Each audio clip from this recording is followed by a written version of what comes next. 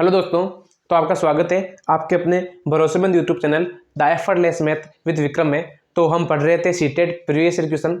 हमने CTET previous year question में कुल 6 पार्ट पढ़ लिए। आज हम पढ़ने वाले अपना 7वां पार्ट। ठीक है, तो 7वां पार्ट का क्वेश्चन संख्या कौन सा है? 61वां है। हम प्रत्येक पार्ट में कितने क्वेश्चन पढ़ रहे हैं? 10 क्वेश्चन पढ़ रहे हैं। तो आशा करते हैं जो मैं आपको पढ़ा रहा हूँ वो आपको समझ में आ रहा होगा। आपको प्रत्येक पार्ट पढ़ने के बाद समझ में आ जाएगा कि आपके ये क्वेश्चन कितने इंपॉर्टेंट है और इस हिसाब से क्वेश्चन कुल कितने आएंगे परीक्षा में। ठीक है, तो देखते हैं हमारा अगला क्वेश्चन। 60 विद्यार्थियों कक्षा में कुल छात्रों की संख्या का 1/5 हिंदी पसंद करते हैं। तो विद्यार्थी कितना है? 60 है। ठीक है, 1/5 क्या पसंद करते हैं? हिंदी पसंद करते हैं। तो ये कितना हो गया? 12। तो 12 विद्यार्थी क्या पसंद करते हैं? हिंदी। तो बाकी कितना बचा? बाकी बचा 48 विद्यार्थी। शेष विद्यार्थी कितना? देखो शेष विद्यार्थी, तो शेष विद्यार्थियों का 3/8 गणित पसंद करते हैं। तो 3/8 गणित पसंद करते हैं। तो कितना बचा बाकी का? ये 8 6 चौके 24। कितने विद्यार्थी बचे? 24 विद्यार्थी बचे। वह शेष विद्यार्थी विज्ञान पसंद करते हैं। तो विज्ञान पसंद करने वाले विद्यार्थी कितने हैं? 24 के। एक तो तरीका यह है करने का। दूसरा तरीका कि 60 विद्यार्थी है जिसमें से 1/5 हिंदी पसंद करते हैं। बाकी कितने बचे? 4/5 बचे, क्योंकि 5 में से एक क्या पसंद करता है? हिंदी। तो 4 बाकी बच्चे शेष विद्यार्थी हो गए, तो 4/5 आ जाएगा। ये लो गुणा विज्ञान। शेष विद्यार्थी विज्ञान पसंद करते हैं। तो ये शेष विद्यार्थी आ गया। क्या पसंद करते हैं? सॉरी, गणित पसंद करते हैं। कितने विद्यार्थी? 3/8। तो 3/8 गणित करते हैं। तो गणित के अलावा कितने विद्यार्थी बच गए? 8 में से 3 करते हैं, बचा कितना? 5। कितने में से? 8 में से। ठीक है, आगे करो। और शेष विद्यार्थी विज्ञान पसंद करते हैं। तो जो ये उत्तर आएगा वो शेष विद्यार्थी को उत्तर आएगा। तो गुणा करो आप। 4 एकम 4, 4 दूने 8, 5 से 5 चला गया। ये नहीं आएगा उत्तर। इसमें देख लो एक बार के लिए। 36, अरे हाँ, यहाँ थोड़ा गड़बड़ हो गया। 36 18 होगा। ठीक है, यहाँ उत्तर हमारा यहाँ सही एकदम 30 उत्तर आएगा। और 48 में 18 गया, कितना बचा? 30। कितना आया उत्तर? 30 विद्यार्थी। तो 30 विद्यार्थी को क्या पसंद करते हैं? विज्ञान पसंद करते हैं। आगे हमारा फाइनल उत्तर। एक तो ये तरीका हो गया, दूसरा ये तरीका हो गया। आपको जिससे अच्छा लगा उस तरीके से आप कर सकते हो। इसमें से हमने ये क्या किया? 60 - 12 किया तो ये आया, और यहां पर हमने 48 - 18 किया तो 30 उत्तर आया। 61वां क्वेश्चन हमारा 62वां क्वेश्चन। 62वां क्वेश्चन आपको लगभग 2-3 क्वेश्चन देखने को मिल गए हमने पार्ट में। तो देखते हैं हमारा अगला क्वेश्चन क्या कहता है कि 3x² + 5x - 4 में से 8x² - x - 4 को घटाने पर। तो आपको इसमें से ये घटाना है और प्राप्त परिणाम में x² का गुणा होना चाहिए। तो मैंने आपको पहले ही कहा था जिसमें x² बन रहा है उसी को घटाओ आप। तो x² एक तो 11 और एक 11। यहां किसका निशान आ जाएगा? माइनस का आ जाएगा। तो 3x² में से माइनस का x² गया, यहां माइनस है और यहां माइनस है, क्या हो जाएगा? प्लस हो जाएगा। तो 3 और 1 4, कितना हो जाएगा? 4। तो x² गुणा कितना हो जाएगा? x² का गुणांक कितना आ जाएगा? 4 आ जाएगा। अगर आपको इसी प्रश्न में पूछ लेता कि x का गुणांक कितना होगा, तो यहां पर कितना x है? 5x है और यह -8x है। तो 5x में से क्या घट जाएगा? 8x घट जाएगा, माइनस का 3x। तो x का गुणांक कितना हो जाता? -3। अगला देखो, अगला पूछ लेता आपको अचर पद। तो यहाँ माइनस है और माइनस क्या हो जाता है? प्लस हो जाता है। तो यहाँ माइनस का 4 और प्लस का 4, कितना बचा? 0। तो इसमें अचर पद क्या आएगा? 0 आएगा।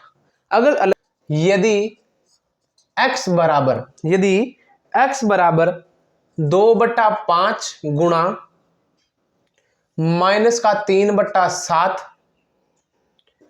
माइनस का 1/14 माइनस का 3/7 गुणा 3/5, ये देर का है तो 3x का व्युत्क्रम है, तो 3x का व्युत्क्रम आपको ज्ञात करना है। तो आसान सा क्वेश्चन है, जोड़ बाकी आने चाहिए बिनों की आपको। ठीक है, तो जो गुणा वाला पद है उनको सेलेक्ट कर लो। ये गुणा है, इसको छोड़ दो, ये गुणा है, इसको सेलेक्ट कर लो।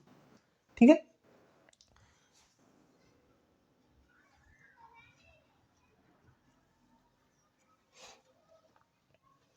इधर देखो, ये जो आपको क्वेश्चन दे रखा है ये आपका 10th क्लास का उदाहरण दे रखा है। पहला है सही 8वीं क्लास का है, शायद 8वीं क्लास का ये उदाहरण है, जैसा का जैसा ये जो आपके परीक्षा में पूछा गया है। आपके जो क्वेश्चन आएंगे वो एनसीईआरटी से संबंधित क्वेश्चन आते हैं। मुझे ऐसा लगता है कि आपके जो क्वेश्चन अभी तक आए वो लगभग किसी ना किसी चैप्टर में पूछे गए। ये आपके 8th क्लास का पहले चैप्टर का शायद 5वां उदाहरण दे रखा है। ये है जैसे का जैसे दे रखा, आप चाहो चेक कर लेना, ये क्वेश्चन आपके पेपर में भी आया हुआ है जैसे। इधर देखो उसका उत्तर आ रखा था -1/2 शायद। देखते हैं इसका उत्तर कितना आता है, सरल कर लेते हैं। तो इधर देखो इन दोनों को सरल करो तो ये हो जाएगा तोतिया x का बराबर हो जाएगा -6/7 पंजे 35, फिर -1/14, फिर ये हो जाएगा 3 तिया 9/35। इधर देखते हैं वही उत्तर आता है या नहीं आता है, एक बार प्रश्न देख लेते हैं सही है क्या। हाँ सही है। ये इसका लेसे भी कितना आ जाएगा हमारे पास 35 आ जाएगा, 35 माइनस का 6 70 आएगा, इसका लेसे कितना आएगा 70 आएगा। 2 बार आ गया -12, फिर 5 -5 फिर -2 18, कितना हो गया 18 और 12 30 और 5 35, तो -35/70 बराबर -1/2। सेम उत्तर आ रहा है या नहीं आ रहा है, आ रहा है। हमें क्या चाहिए x का आया, ये 3x का मान कितना हो गया, तो 3 गुणा -1/2 कितना आ जाएगा -3/2। आया या नहीं आया, आ गया। अब इसका हमें क्या चाहिए, व्युत्क्रम चाहिए, तो व्युत्क्रम कितना हो जाएगा इसका जस्ट उल्टा -2/3 हमारा क्या आ जाएगा, फाइनल उत्तर आ जाएगा। ठीक है, वहां पर इतना देर का है, बस थोड़ा सा एक्स्ट्रा जोड़ दिया क्योंकि हम सीटेट पढ़ रहे हैं। ठीक है, तो अब 63 क्वेश्चन हो गया हमारा। 64वां क्वेश्चन क्या कहता है देखते हैं। 64वां क्वेश्चन करते हैं। यदि 5 अंकीय संख्या, यदि 5 अंकीय संख्या 9x 34y 9x 34y 24 से विभाज्य है, तो 24 से विभाज्य है तो x प्लस वाई का अधिकतम मान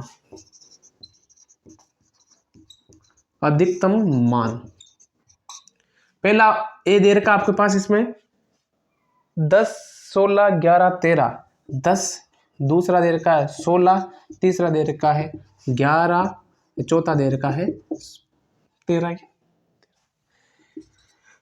अब आप कहोगे कि सर आपने इस क्वेश्चन में ऑप्शन लिखा है, तो इसका मतलब ऑप्शन लिखा है इसमें कुछ ना कुछ तो गड़बड़ होने वाली है। कैसे होने वाली है, क्यों, क्योंकि आपको क्या रहेगा अधिकतम मान, कहने का मतलब इसके एक से अधिक मान आपके पास आएंगे और आपको उसमें से सबसे हाईएस्ट जो मान है वो लेना है, और जो आपके ऑप्शन में है उसी में से होना चाहिए। ऑप्शन में 2 मान आपको नहीं देगा, अगर 2 मान देगा तो जिस मान में एक मान 10 आ रहा है एक मान 11 आ रहा है, तो उसको जो आपको अधिकतम मान आ रहा है वो लेना है। तो ये संख्या है दे रखी है 9 x 3 4 और y। ठीक है, कहने का मतलब किससे विभाजित होना चाहिए, 24 से। आप 24 का गुणा करो। 24 को हम क्या क्या लिख सकते हैं एक बार के लिए देखो, 24 को हम लिख सकते हैं 3 गुणा 8, 4 गुणा 6, फिर 2 गुणा 12। लेकिन सबसे अच्छा यही हो जाएगा आपके लिए, ये क्यों हो जाएगा, क्योंकि यहाँ पर मैंने 4 गुणा 6 लिखूंगा तो यहाँ पर 4 का भाज्यता नियम, यहाँ 2 और 3 का अलग है, यहाँ पर 2 का, यहाँ 2 3 का अलग है, फिर 4 का अलग है, और यहाँ पर सिर्फ और सिर्फ 8 का भाज्यता का नियम और 3 का भाज्यता का नियम काम आ रहा है। तो ऐसे टुकड़े करो जिसमें 2 नियम काम आ रहे हैं। तो 8 के भाज्यता का नियम क्या होता है कि किसी भी दी गई संख्या के अंतिम 3 अंकों में, कितने अंतिम 3 अंकों में अगर 8 का भाग जाता है तो उस पूरी संख्या में 8 का भाग जाएगा, अन्यथा नहीं जाएगा। ठीक है, तो 3 4 और y में किसका भाग जाना चाहिए, 8 का भाग जाना चाहिए, कंप्लीट जाना चाहिए। तो 8 का भाग इसमें दो, जहां पर अशुभ संख्या है, कौन कौन संख्या अंक होते हैं हमारे पास 0 से लेकर 9 तक, इनमें से लिखते जाना। तो 8 एक मान 8 चौके 32, 8 चौक 32, कितना बचा 2 बचा। अब 2 के आगे आप क्या लगाओगे कि आप भाग चला जाएगा, तो हमने सबसे पहले 0 लगाया नहीं जाएगा, फिर हमने 1 लगाया नहीं जाएगा, 2 लगाया नहीं जाएगा, 3 लगाया नहीं जाएगा, 4 लगाया, यहाँ पर 4 लगाओगे, 8 चौके 8 तिया 24, इसका मतलब यहाँ पर y का मान कितना आ जाएगा 4 आ जाएगा। एक मान तो हो गया 4, मान लो दूसरा मान, फिर 5 नहीं जाएगा, 6 नहीं जाएगा, 7 नहीं जाएगा, 8 नहीं जाएगा, 9 नहीं जाएगा, इसका मतलब y का मान 1 ही आएगा, कितना आएगा 4 आएगा। तो y का मान अगले पक्ष में लिख दो आप। 3 का भाग कब जाता है, जब अंकों के योग में 3 का भाग जाता है। तो 4 4 8 9 10 11 और 9 20, 20 प्लस x हो गया। अब यहां पर आप क्या क्या अंक लिख सकते हो, 0 से लेकर 9 तक की 3 का भाग चला जाए, तो एक अंक तो हम 1 लिख सकते हैं, 20 और 21 भाग चला जाता है, फिर एक अंक 4 लिख सकते हैं, और एक अंक 7 लिख सकते हैं। कितने अंक लिख सकते हैं, 3 अंक लिख सकते हैं। हमें मान ज्ञात करना है x और y का। y का मान तो हमारे पास फिक्स है, कितना है 4, तो ये x का मान 1 तो हो जाएगा 1, y का मान 4, तो एक उत्तर आएगा हमारे पास 5। दूसरा उत्तर y का मान तो x का मान 4 प्लस ये 4 कितना आया 8, एक हो जाएगा 4 प्लस आगे लिख दो ये 7 प्लस 4 बराबर 11। हमारे पास x प्लस वाई के 3 मान आएंगे। अगर प्रश्न में पूछता न्यूनतम मान 5, मध्य वाला मान 8 और अधिकतम मान 11, ऑप्शन में आपको एक ही उत्तर देगा। अगर ऑप्शन में ये 11 नहीं दिख रहा तो आपको 8 लिखना है, 8 नहीं दिख रहा तो आपको 5 लिखना है। ठीक है, तो हमारा ये फाइनल उत्तर ये हो जाएगा, ऑप्शन से भी निर्भर करता है। ठीक है, अब देखो 64 क्वेश्चन हो गए, देखो 4 क्वेश्चन हो गए, 5वां क्वेश्चन क्या कहता है 5/100 प्लस 5/1 2 3 में क्या जोड़ा जाए कि योग 5/2 हो जाए। मैं क्या जोड़ा जाए कि योग 5/2 हो जाए। अब देखो, ठीक है, इसके दो तरीके हैं। एक तो आप डायरेक्ट लेसे पे लेके कर सकते हो, मैं मानता हूं आपको वैसे नहीं करना चाहिए, आप डायरेक्ट करो इसको। ये 10 है तो इसको हम 0.5 लिख सकते हैं, फिर इसको 0.05 लिख सकते हैं और इसको 0.005 लिख सकते हैं। इसमें क्या जोड़े 5/2 के हम क्या लिख सकते हैं 2.5 लिख सकते हैं, 2.5 लिख सकते हैं ना। अब इन सबको जोड़ो, तो इन सबको जोड़ेंगे तो यहां पर आ जाएगा 3 अंक, तो यहां पर जोड़ने के लिए आप यहां लिख सकते हो आराम से, फिर यहाँ पर 0.05 फिर 0.5, तो उत्तर हो जाएगा 0.555 हो गया। फिर प्लस हो जाएगा x बराबर 2.5, ये x हो गया इधर, 2.5 में से घटाना आपको 0.555, यहाँ पर 002 आ जाएंगे, लिख सकते हैं आराम से, ये लो। फिर 10 में से 5 गया 5 बचा, 9 में से 5 गया 4 बचा, फिर यहाँ पर वापस 14 में से 5 गया 9 बच जाएगा, यहाँ पर बच जाएगा 1 पॉइंट, ये उत्तर आ जाएगा इसका फाइनल उत्तर। ये तरीका तो है अच्छा तरीका, शॉर्ट तरीका। अगर आप करते तो आप यहाँ पर x लिखो, फिर आप सभी का लेसे पे लो, ये 1000 लेसे पे आता, फिर 1000 को 100 550 फिर 50 550 होता और यहाँ पर 5/2 होता, फिर इसका गुणा इधर वाले समीकरण से होता, फिर आपको घटाना पड़ता। तो इससे अच्छा आप भाग दे दो। भाग देना आसान इसलिए क्योंकि यहाँ पर दशमलव में क्या दे रखा है आपके 10 के घात के रूप में दे रखा है। अगर कोई दूसरी संख्या दे रखा होता तो हार्ड होता, लेकिन 10 के घात के रूप में इसलिए आसान हो गया। हमारा 65वां क्वेश्चन हो गया, हमारा अगला क्वेश्चन है 66वां क्वेश्चन। 1510 में कौन सी न्यूनतम संख्या जोड़ी जाए कि वह एक पूर्ण वर्ग बन जाए। 1510 में कौन सी संख्या जोड़ी जाए ताकि वह पूर्ण वर्ग बन जाए। इसका सॉल्यूशन देखो, ऐसा ही क्वेश्चन हम पहले भी कर चुके हैं, सेम टू सेम आपके पेपर का उठाया हुआ प्रश्न है। देख लो 1510 वाला पहले को दूसरा आया था, अब देखते हैं क्या होता है इसमें। अब ऐसे प्रश्नों के उत्तर आप क्या कर सकते हो डायरेक्ट कर सकते हो। कैसे कर सकते हो, अगर आपको वर्ग बड़ी संख्या है ना तो प्रॉब्लम है, छोटी संख्या है तो कुछ नहीं करना, आपको वर्ग याद रखना 40 तक। अब एक बार के लिए सोचो कि 40 का वर्ग होता है 1600, 39 का वर्ग कितना होता है 1621 होता है, यहाँ पर कितना दे रखा है 1610, कितना जोड़ेंगे 11, उत्तर कितना जाएगा 11 जाएगा। अब कैसे ज्ञात करते हैं बड़ी संख्या है तो देख लो, सबसे पहले 1510 लिखना है, दोनों संख्या करनी है, जोड़ा बनाना है, यहाँ पर 3 आ जाएगा 3 आ जाएगा 3 आ जाएगा, प्लस करना है, यहाँ पर 6 हो जाएगा, 3 3 9, ठीक है, वर्ग तो निकालना आता है सबको, 9 हो जाएगा, यहाँ पर हो जाएगा 6, यहाँ 10 लिख दो। यहाँ पर कुल कितना उतारे हम, यहाँ पर हम मान लो यहाँ 8 उतारेंगे, ठीक है, और यहाँ पर 8 उतारो, 8 × 64 के 6 यहाँ से लागत 6 उतार लिया, 48 और 6 50 51 52 53 54, ये हो जाएगा। अब ये इससे छोटी है, अगर आपको प्रश्न घटाने वाला था यहाँ पर घटाने वाली तो ये ठीक है, अगर प्रश्न जोड़ने वाला है तो आपको बढ़ाकर लिखना है 1, ठीक है। तो यहाँ पर 9 लिखोगे आप, फिर यहाँ पर 9, यहाँ पर 9, गुणा करो, 9 9 81 यहाँ से लगा 8, 9 और 6 15, 9 6 का 54 और 8 55 56 57 58 60 62, ठीक है। अब इन दोनों को जोड़ दो 78 हो जाएगा यहाँ पर, और इन दोनों घटाओ कितना बच जाएगा यहाँ पर 11। तो वो न्यूनतम संख्या क्या जोड़ी जाए 11 जोड़ी जाए। और अगर छोटी संख्या है तो आप डायरेक्ट लिख सकते हो, अगर बड़ी संख्या आ जाए तो आपको इस प्रश्न को ऐसे करना है। हो गया। अब इसका जस्ट अगला क्वेश्चन हो जाएगा 67, वो भी आपके छोटा क्वेश्चन इसलिए यही बता देंगे। 4 + 5 4 + 5 x - 1 4 + 5 x - बराबर 34 है।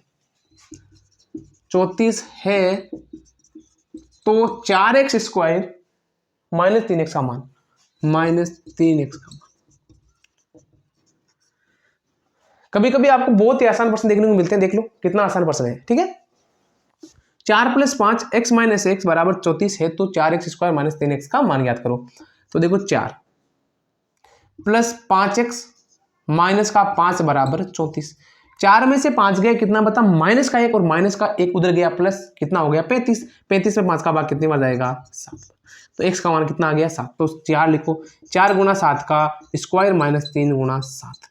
7 का स्क्वायर कितना होता है, 49 को 4 से गुणा करो। तो 49 × 4 - 21, 7 चौक 28 क्या, सॉरी 9 को 4 से गुणा करो, 9 छक्के 9 छक्के 36, हासिल लगा 3, 4 चौक 16, 17 19, ये आ जाएगा, फिर हो जाएगा 21, ये हो जाएगा 5, फिर ये हो जाएगा 7, ये हो जाएगा, ये इसका क्या हो जाएगा फाइनल उत्तर आ जाएगा। ठीक है, ये कौन सा क्वेश्चन था हमारा 67वां क्वेश्चन था। और जो ये पेपर पढ़ा रहा हूं मैं, ये जनवरी 2022 का पेपर आया हुआ है। जनवरी, अब की बार भी जनवरी है, मतलब पिछले 2 साल पुराना पेपर है, फिर भी इसमें थोड़े से आसान क्वेश्चन है, आपके ऐसे ही क्वेश्चन देखने को मिलने वाले। अब हमारा अगला क्वेश्चन है 68वां क्वेश्चन।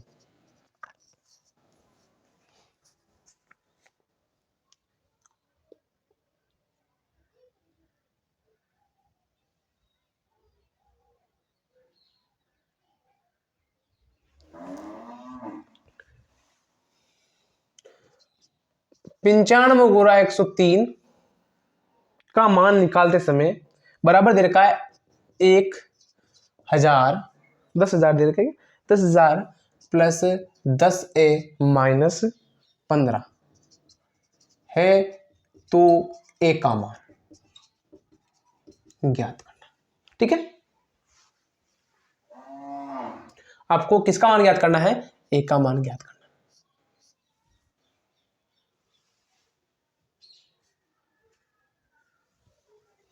अब आपको पहले इससे गुणा करना है, फिर आपको a का मान आराम से ज्ञात हो जाएगा।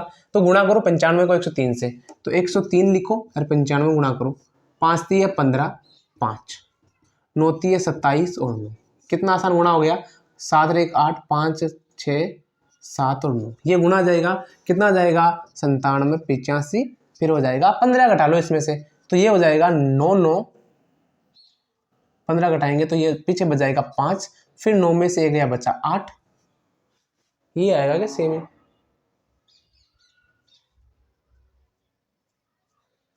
+15 -15, 1 मिनट वापस देखो, गुणा से ये क्या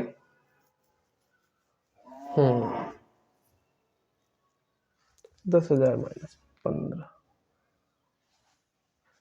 5 × 3 = 15 और 5 27,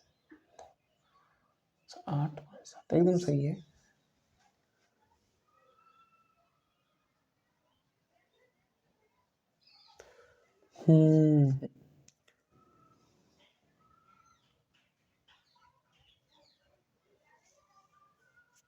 ये हो जाएगा 9985 हो जाएगा, क्योंकि ये 9985 हो जाएगा, प्लस का 10a हो जाएगा। ठीक है, फिर इधर ये प्लस में है, इधर किस में आ जाएगा माइनस में आ जाएगा, तो 9785 - 9985 कितना बचेगा, यहाँ पर बच जाएगा हमारे पास 200, किस में बजाएगा माइनस में, बराबर हो जाएगा 10a, तो a का मान कितना आ जाएगा हमारे पास -20 आ जाएगा। ये फाइन, मुझे लग रहा था गलती होगी, लेकिन यहाँ पर 99,985 है, यहाँ पर 9,785। ठीक है, तो ये आप भी ध्यान रखना। ये हमारा 67वां क्वेश्चन हो गया। अब 68वां हो गया। अब था 69वां क्वेश्चन, क्या कहता देखते हैं। ये तो देखो 69वां क्वेश्चन, x की घात 4 फिर माइनस y प्लस जेड की घात 4 बटा x square plus y square plus z square plus 2yz। पहला ऑप्शन क्या दे रखा है, x minus y plus z, x minus y plus z. ठीक है, दूसरा दे रखा है x plus y plus z, x plus y plus z. दूसरा ऑप्शन क्या दे रखा है, x minus y minus z, x minus y minus z. दूसरा दे रखा है x plus y plus z, दे रखा है सेम ही। तीसरा क्या दे रखा है, x plus y minus z. तीसरा दे रखा है x plus y minus z, और तीसरा ये दे रखा है हमारे पास x plus y plus z दे दिया। चौथा दे रखा है x minus y minus z, चौथा दे रखा है x minus y minus z, और ये क्या दे रखा है x minus y plus z, x minus y plus z. ये हमारे पास चार ऑप्शन दे रखे। मैंने इसके ऑप्शन इसलिए लिखा है क्योंकि आपको, हाँ तरीका सही है, इस प्रश्न को हम तरीके से करेंगे तो भी इसका उत्तर आ जाएगा। मैं तो आपसे यही कहूंगा कभी भी ऐसा क्वेश्चन आ जाए गुणनखंड वाला जिसमें आपको उत्तर में वैसे गुणनखंड दे रखे हो, प्रश्न में बराबर में कुछ नहीं दे रखा हो, तो इसका अलग तरीके से करने की कोशिश किया करो। यहाँ तो घात ज्यादा दे रखी, अब इस घात ज्यादा घात वाला की भी निकालेंगे तो आपको क्या करना है, मान रख लेने हैं आपको। मान लो मैं x का मान, y का मान और z का मान रखो, उत्तर कुछ ना कुछ आपको उत्तर सेम मिलने वाले हैं। तो इधर देखो, अब आपको क्या करना है, अब ऐसी संख्या लिखनी है जो इन दोनों y और z के जोड़ने पर x के बराबर नहीं होना चाहिए वो। तो मान लिया मैंने y का मान लिख लिया, मान लो 1, इसका मान लिख दूं मैं माइनस का 1 लिख दिया, और इसका मान लिख दूं मैं 2। सही है, कोई प्रॉब्लम होगी नहीं होगी। अब आगे देखो, प्रश्न को सरल कर लो, उत्तर आ जाएगा। याद रखना है आपको, जब हम तीनों को जोड़े घटाए तो मान 0 नहीं बनना चाहिए, ना नीचे बनना चाहिए और ना ऊपर बनना चाहिए। नीचे तो बनने वाला है नहीं क्योंकि प्लस प्लस में है, लेकिन ऊपर बन सकता है मान में 0, तो इसलिए हमने यहाँ पर दोनों मान अलग अलग लिख दिए। अब सरल करो इसको, तो ये x का मान कितना हो गया 2, 2 की घात 4 कितना हो जाएगा 16, माइनस इसका y और z, इन दोनों को जोड़ो कितना आया 0 आ गया, 0 की घात 0 प्लस बटा x का मान 2, 2 की घात 2 4 प्लस y का मान 1 प्लस z का मान 1 प्लस 2 गुणा माइनस 1 और गुणा प्लस 1, 2 2 ये आराम से कैंसिल हो जाएगा। 4 का भाग 16 में कितनी बार गया 4, तो हमारा उत्तर कितना आया 4 आया। अब आपको ये मान इन चारों समीकरणों में लिखने हैं, और चारों समीकरण में लिखने के बाद अगर किसी भी समीकरण में मान 4 आ जाया तो वही इसका क्या हो जाएगा फाइनल उत्तर हो जाएगा। तो देखो मान x का मान 2 माइनस वाई, तो 2 और 1 3, 3 और 1 4, तो आपको क्या करना है 4 गुणा, यहां पर कितना बन रहा है 2, ये कितना बन रहा है 2 और ये कट जाएगा, ये हो जाएगा 2, 4 दूनी 8, कितना उत्तर आया 8। तो इसका मतलब ये हमारा उत्तर गलत है। आगे गलत, अगला देखो, यहां पर कितना बन रहा है 2 माइनस और माइनस कितना हो जाएगा प्लस, 2 और 1 3, 3 माइनस 1 कितना होगा 3 माइनस 1 2, 3 माइनस 1 2, फिर यहां पर कितना बन जाएगा 2 माइनस 1 और माइनस 1 ये जुड़ जाएंगे तो ये कैंसिल हो जाएगा, कितना बचेगा 2, 2 को 2 से गुणा करो कितना आया 4 आया।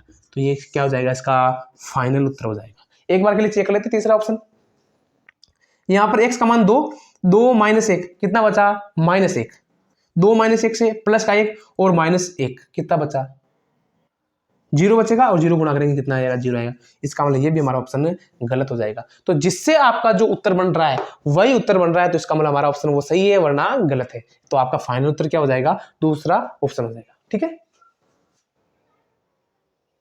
एक बार चौथा ऑप्शन भी चेक कर लेते हैं। यहां पर देखो 2 माइनस माइनस प्लस फिर माइनस का 1, 2 हो जाएगा, ये लो 2, फिर यहां पर जाएगा 2 माइनस माइनस प्लस और माइनस का 1, 2 गुणा 2 ये भी 4 बन जाएगा।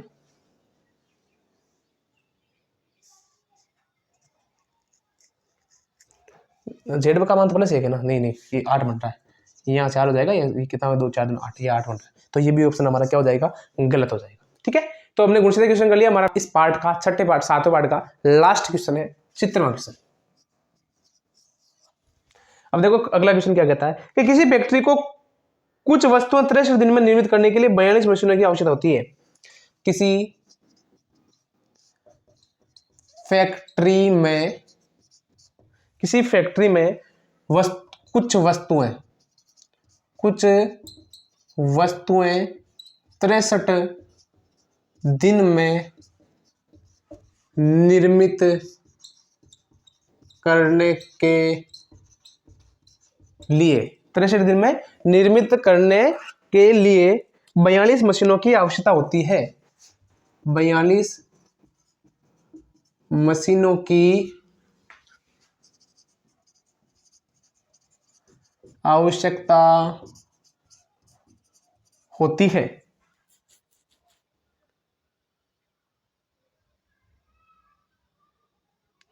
इतनी वस्तुओं को एक्स मशीनों का उपयोग करते हुए इतनी ही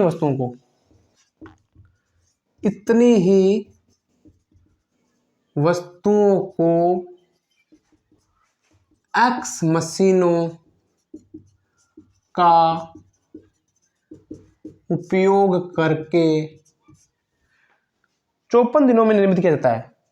54 दिनों में निर्मित किया जाता है।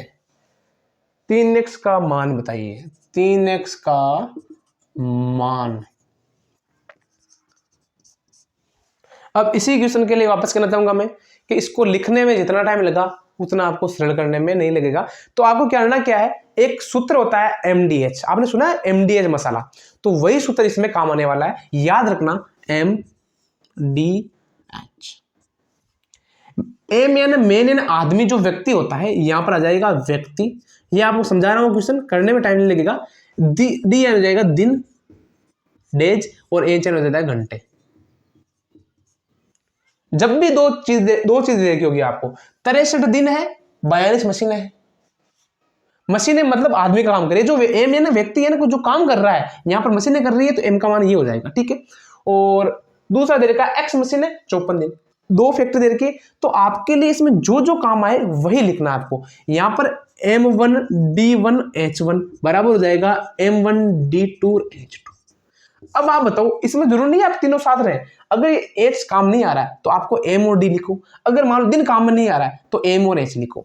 तो आपको यहाँ पर काम आ रहा है मशीन यानी व्यक्ति एम, और फिर काम क्या आ रहा है हमारे दिन, दिवस, तो एच काम नहीं है, इसको हटा दो। तो यहाँ पर M1 D1 बराबर हो जाएगा M2 D2। M1 यानी मशीन, पहली मशीन 42 दिन करता, कितनी 63 दिन। फिर M2 मशीनें कितनी है x, दिवस कितने हैं 54, बस x का मान ज्ञात हो जाएगा। देखो x का मान 9 7 है 63, 9 6 है 54, 6 7 है 42, ये 7 7 है, x का मान कितना आ जाएगा, ठीक है। ये 49 मशीनों की आवश्यकता होगी, तो 3x का मान कितना आ जाएगा, 3 से गुणा कर दो, 9 7 27, आंसर लगा दो, 4 3 12 14, ये आ जाएगा इसका फाइनल उत्तर। देखो बच्चों, ये हमारा फाइनल उत्तर हो गया। आपको मान लो इसी प्रश्न में अगर हावर देता तो आपके दिवस नहीं देता, मशीन नहीं देता तो हावर दे देता, तो कोई भी 2 चीज या 3 चीज देंगे तो आपको तीनों चीज देते हैं, तो तीनों चीज लिखनी है, 2 चीज देते दो चीज लिखनी है। तो ऐसे प्रश्न हम करते रहेंगे। तो मैं आशा करता हूँ मैं जो पढ़ा रहा हूँ आपको आसानी से समझ में आ रहा होगा। तो हंसते रहिए, मुस्कुराते रहिए। जय हिंद, जय भारत।